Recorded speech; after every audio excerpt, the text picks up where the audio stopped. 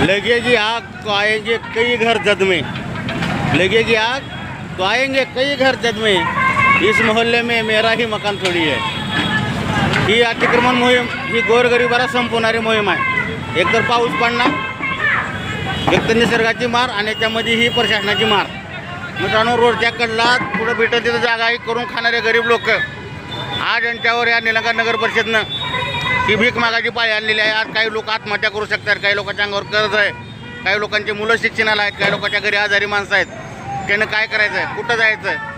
ही जी अन्यायकारक जी मोहीम चालू आहे निलंगा शहरामध्ये ही चुकीची आहे। कारण या ठिकाणच्या वाहना टपऱ्यांचा गाड्यांचा कुठेही ट्रॅफिकला अडथळा नव्हता। ठीक आहे, शिवाय चौकामध्ये अडथळा होता, तुम्ही तो क्लिअर करायचा होता, पण एवढं मोठं नुकसान हे गोरीगरबाचं करणं चुकीचं आहे।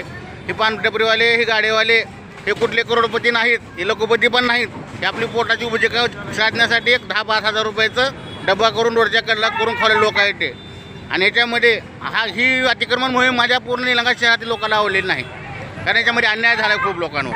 हे चुकीचं आहे आणि अशी अतिक्रमण मोहीम करून जर गरिबाचे कंबरडे मोडत असाल तर तुम्ही सुखाने जगाल, याची काय हे आहे?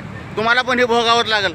जे कोणी ह्या अतिक्रमण मोहिमेच्या पाठीमागे यांना ज्यांना खुशी होत असेल त्यांनी विचार करा, आज यांच्या घरातली चूल पेटल का? यांना कोण देणार खायला आणून?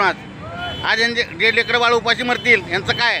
सरकार यांना नोकऱ्या देणार आहे का? हे हातगाडीवाले असतील, हे पानपट्ट्यावाले असतील, वडापावले असतील, यांची काही व्यवस्था केली का सरकारनं पर्यायी? काहीच नाही। अचानक यायचं, मोडायचं, नुकसान करायचं, हे थांबलं पाहिजे मित्रांनो।